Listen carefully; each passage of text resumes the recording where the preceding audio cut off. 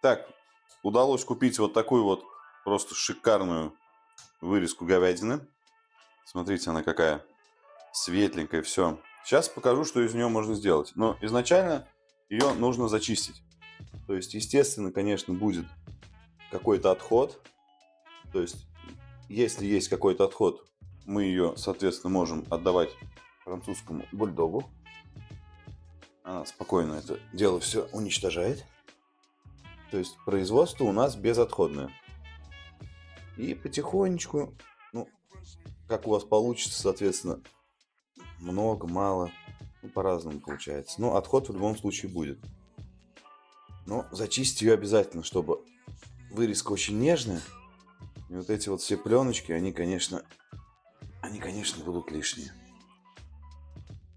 Соответственно, их можно на какие-то... Так, у нас вырезка практически зачищена. Вырезка у нас состоит вообще из 3 частей. Соответственно, это у нас голова, хвост и центральная часть. Вот как раз центральная часть очень хорошо подходит под филе миньон. Мы срезаем хвост. Хвост очень хорошо подходит под тартар, под бефстроганов, просто очень нежнейшая часть. Мы ее, соответственно, никуда не деваем. Отрезаем центр, голову. Это идеальный филе миньон. То есть вот эту часть тоже можно использовать под, соответственно, стейки. Но я вот ее в основном отрезаю вот этот вот, как он, не знаю его сказать, отросточек, может, нет. Здесь тоже получаются обалденные стейки с него. Вот эту часть можно зачистить, можно не зачищать. То есть можно вот эти вот жирки убрать. То есть тоже они пойдут, соответственно, на бефстроганов, либо на что-то другое. Можно так. И из нее можно стейк сделать, но немножко будет не то. То есть мы убираем, соответственно, вот здесь вот 100% стейк. То есть мы режем вот примерно на такие колобашки. Вот у нас получается. Вот это стейк. Ну и, соответственно, самый идеальный стейк филе миньон получается вот из этой части. Примерно вот такого размера. То есть он не должен быть тонкий. Соответственно, чтобы он, если мы будем делать прожарку medium, ну, либо medium rare, соответственно, если сделаете тоньше, у вас ничего не получится. Все, и вот это, соответственно, 2. Получается 2 стейка. 2 стейка. В итоге у нас получилось 5 стейков, ну, прям практически идеальных. Ну, можно даже вот небольшой еще сделать вот из этого. Вот из этого. Но вот эту часть здесь тоже мы не выкидываем. Если при желании, из них тоже можно сделать стейки. Сейчас покажу, как стейки эти мариновать. Ну, идеально их в принципе мариновать-то и не нужно. Но сейчас покажу, как их подготовить для жарки. Все очень просто. Будем использовать только соль, перец и больше ничего. И масло. Сейчас все покажу. Для мяса здесь ничего больше не надо. У него очень шикарный свой вкус говядины. Забивать его ничем не надо. Просто соль и перец. Солим. Хорошо солим, чтобы его потом при нарезке не подсаливать. Обильно солим. Все потихоньку так похлопали, помяли, перевернули. Процедуру повторили. Берите соль обычную, не берите мелкую, какую-то йодированную. Тяжело будет понять, сколько ее солить. Я вот на глаз солю, не буду рассказывать там по граммовкам, сам не знаю нифига. И все, и черный перец молотый. У меня молотый, можете его там в ступке измолоть, как хотите. Во всяких там гаджетах. Еще можно вот так вот накидать на доску, которую делаете. Все, его тоже так же пожмякали. Все, массаж мяску сделали, перевернули. Все вот так вот это обмазали. Здесь все, соль, перец на доске, все есть. Обязательно с бочков не забывайте. Все, вот так вот его. Все это дело сейчас промаринуется. И рекомендую полить это все подсолнечным маслом. Берите без запаха. Ну, можно оливковым, конечно. Но это уже по желанию. Ну, соответственно, никакой вот там запах, чтобы, который рафинированные. нерафинированное, который пахучее, в общем, его не используйте. Все, его маленько так вот в маслице поваляли, пожмякали. У нас такие вот филешечки, такие миньончики красивенькие получаются. Просто уже бы съел, наверное.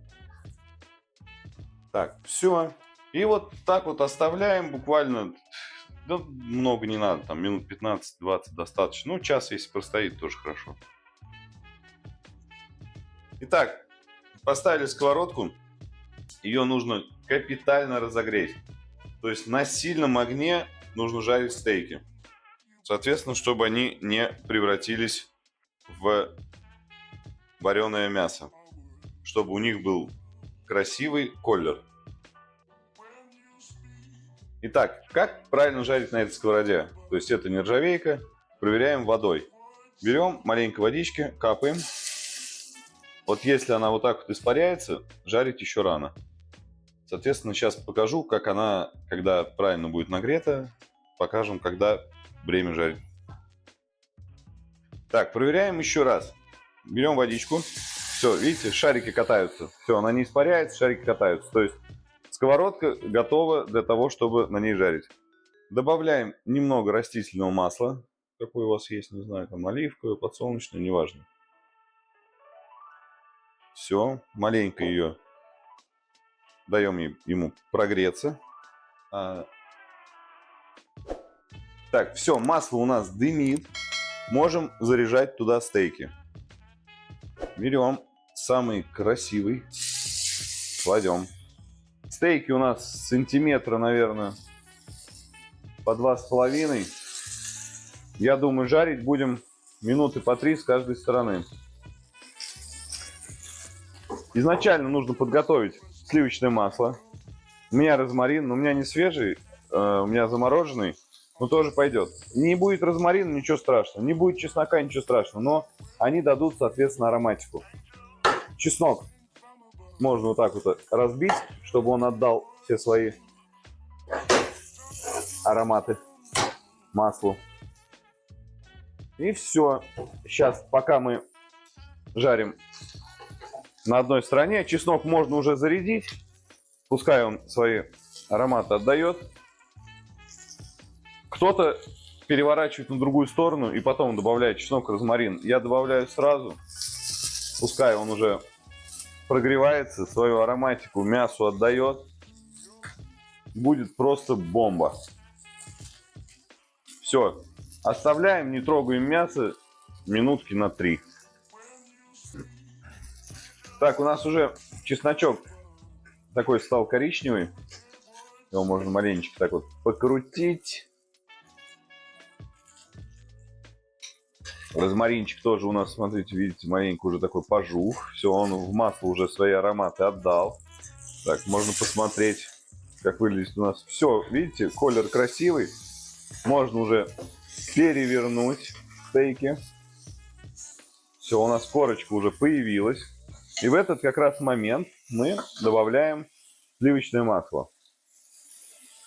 Все, сливочное масло пошло на стейки. Его можно маленечко вот сверху так помазать, как бы он даст нежность вот эту сливочную. Обалденно. И все, и потихонечку его распределить по всей сковороде. Чеснок.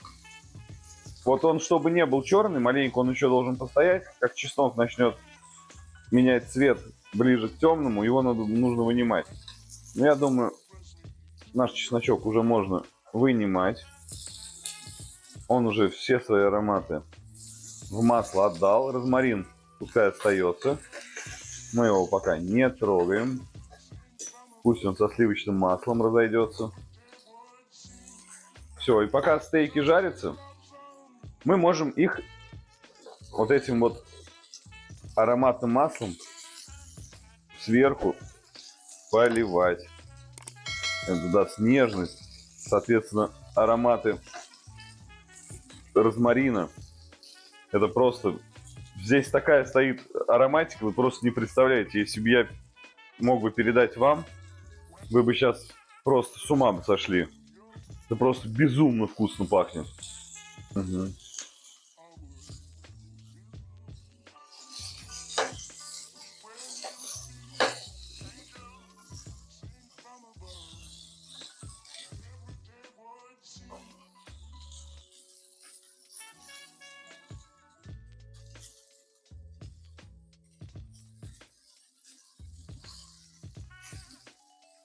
Так, все, у нас прошло минуты 2,5, наверное, 2.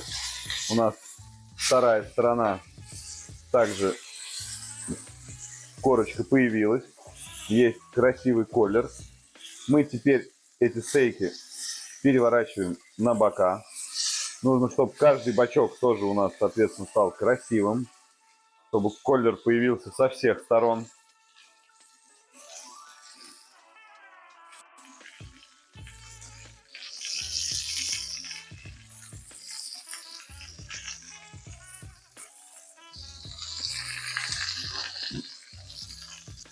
Так, все, у нас стейки со всех сторон красивые, со всех сторон заколеровались. Теперь обязательно, просто без этого никак нельзя, стейки должны отдохнуть. Кто-то их кладет под фольгу, кто-то просто. Я под фольгу не кладу, потому что стейки выделяют очень много сока, когда находятся под фольгой.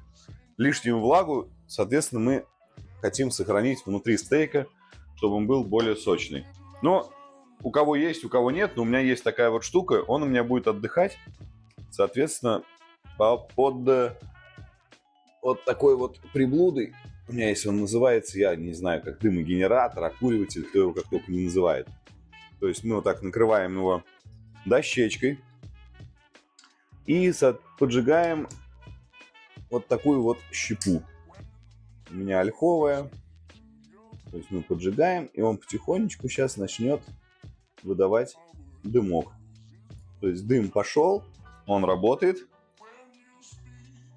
Сейчас он полностью его закроет дымом, окурит.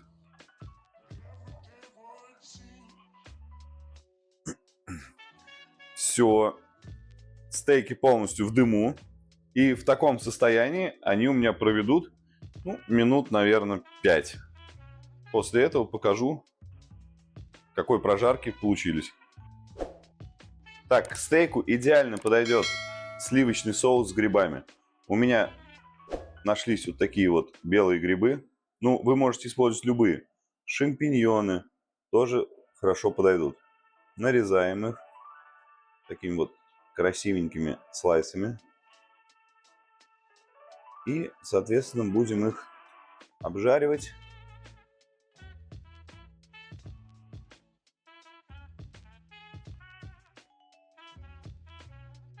Так. Ну, они были заморожены, поэтому маленько так скиселиваются. Ничего страшного.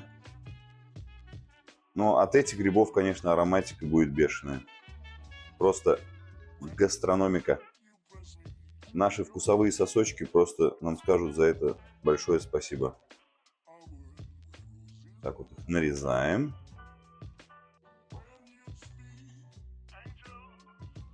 Сковородку заранее разогревайте, чтобы они жарились, а не варились.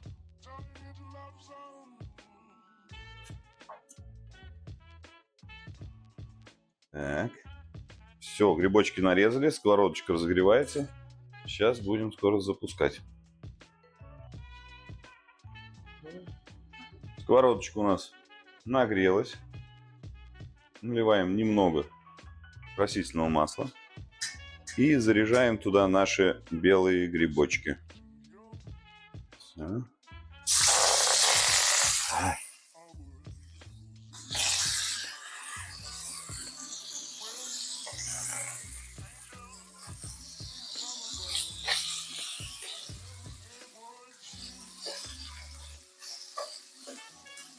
Пускай маленько прижарится. И добавляем туда черного перца. Все это дело поперчили. Так, хорошенько. Ну и, соответственно, надо посолить. надо посолить, поперчить. Все, маленько даем им прижариться. Все, грибочки у нас прижарились. Не надо их усушивать. Маленько прилипло. Сковородочка разогрелась плоховатенько, но не важно. Все, они у нас практически готовы. И мы, соответственно, добавляем в них сливки. Огонь убавляете и добавляете сливочки. И немного со сливочками их нужно, соответственно, уже тут прогреть, протушить. Сейчас в сливки грибы отдадут свой аромат. И будет просто шикарный соус. Сливки жирные желательно использовать процентов 30. Все, они моментально густеют, смотрите. Все, выключаем нагрев и даем им немножечко постоять, остыть. Все, соус готов.